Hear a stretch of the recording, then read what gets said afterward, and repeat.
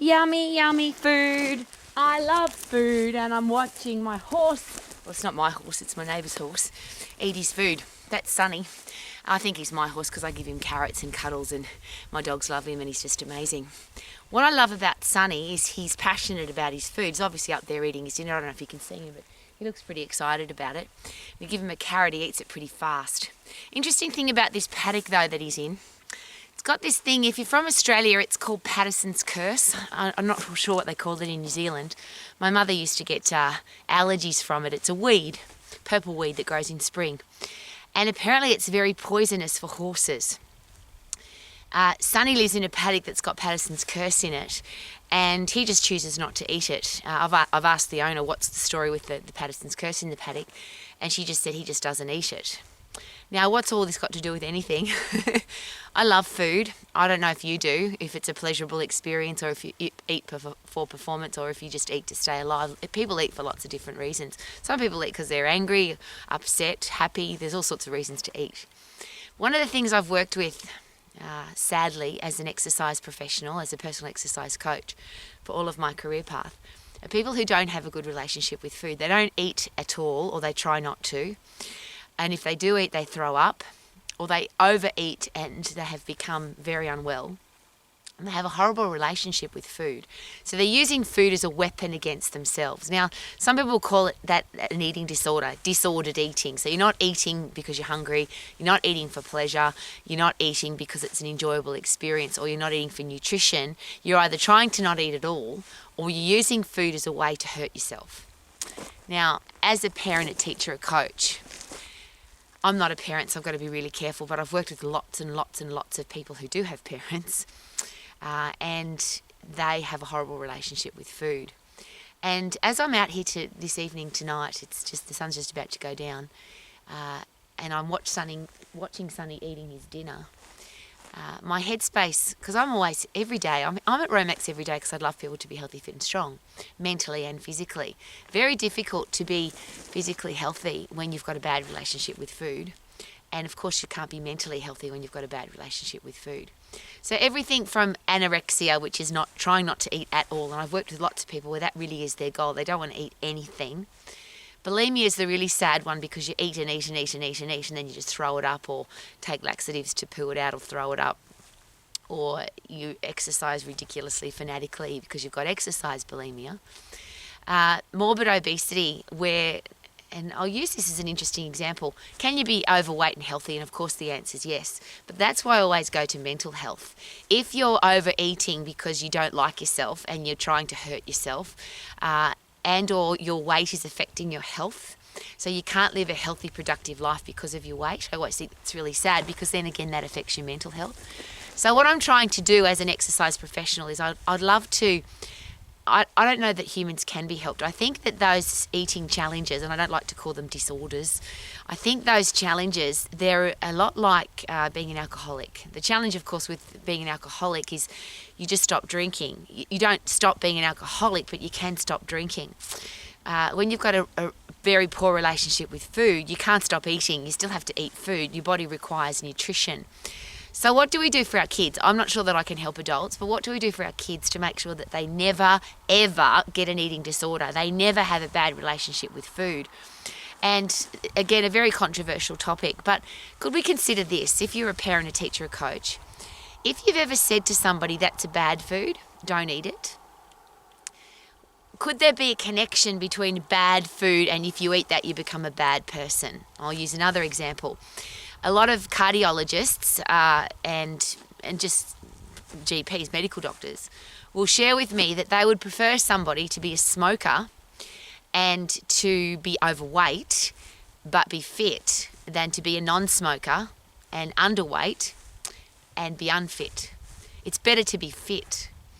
And obviously when you're fit, you have mental health. If you sprint in the phosphate system, the fight and flight system, and you produce dopamine, serotonin, brain-derived neurotropic factor, all the things that make you feel good, then there's less likelihood that you're going to feel bad.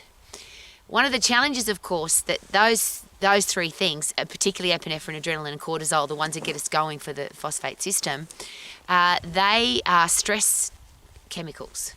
And if you don't disperse them, you end up stressed. Your body becomes stressed. You become not at ease. You become diseased. And some people would call eating disorders diseases. They're diseases of your head because you don't have a good relationship with food. So if I put that all together, what if we keep our kids healthy and fit, strong, and we don't focus on good or bad food?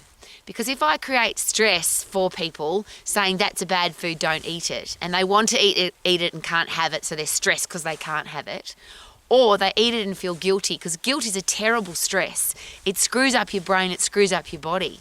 And is it possible that if you have a look at the people that have bad relationships with food, and I always ask this question, there are people who smoke, drink, eat crappy food, don't do any exercise and live to 120.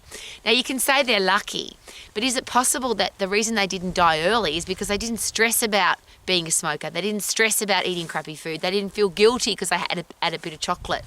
A lot of people feel so bloody guilty and angry with themselves if they don't stick to their diet, or they miss an exercise session, or I shouldn't have that, it's bad for me, but they want to have it, so they have it, and then they feel guilty. I think that's really sad, and that's why I love watching animals eat, because they're so passionate. My dogs love food. I love food, and I've never felt guilty about eating food, and I wish I could give that to everybody in a pretty pink box. I can't. What I'm asking is, if you are giving information about food, if you want people to be healthy, how about we take the stigma off that's a bad food? Surely we can consider that there are no good or bad foods, and that's the example that I always use. People say that sugar is a killer, and yet when you're in hospital, they put you on a glucose drip so you don't die. If this was the desert and I had nothing to eat, and the only thing I came across was a loaf of bread or a bag of sugar or a carton of beer. Now, I don't even drink beer. I don't drink alcohol, but I don't want to die. So if I drink that alcohol, I will live. There are some people who say that I was brought up, if you drink alcohol, you won't go to heaven. So there's a good one. But there are some people that don't drink for religious reasons. I get that. But if you call alcohol bad, but it can keep you alive, and you're about to die and you drink it and you stay alive, surely it becomes a super drink then. Sugar becomes a superfood. Bread becomes a superfood. If food's going to keep you alive, and isn't that what it's for, to keep us alive? What if we could just stick with a simple, food is made of carbon, hydrogen, oxygen, nitrogen, and everything we eat is made of carbon, hydrogen, oxygen, nitrogen, and it's just the amount we eat. And if we eat too much because we've screwed up our hormonal system, and that's a beautiful thing about the hormonal system, if you are healthy, fit and strong and your hormones are working effectively, your body will tell you, your hormonal system will tell you, Rowie, eat, you haven't eaten all day, you're hungry. Rowie, stop eating, you're full. And there's no bad relationship with food. Your hormones also control your emotions. So if you eat when you're hungry, stop eating when you're full, and you eat for performance and pleasure, there's less likelihood that you're ever going to get into that horrible headspace where you use food as a weapon against yourself. I would love people to eat food and love it. I would love people to make food a pleasurable experience. But most of all, we have to eat food because otherwise we die. And I'll put it even more controversial than that. Surely if you're living where food is controlling your life and you don't want to eat food, and you're angry with yourself because you do eat food, or you eat food and then you throw up, or you're using food as a weapon against yourself and you become morbidly obese and sick and diseased, surely that's no way to live. That's not dead, but it's certainly no way to live. So please, could we treat food as the beautiful thing that it is, the nutrition we use to keep us alive, rather than tell people that's a bad food, don't eat it. And that's all I'm asking today. Could we please take the stigma off, don't eat that, it's bad, versus eat it and enjoy it so you don't feel guilty and you don't feel stressed, and get fit and strong so you've got a hormonal system that stops you from eating too much, and then you can live your life to the max. And that's what I'm here for, to live my life to the max. Woohoo!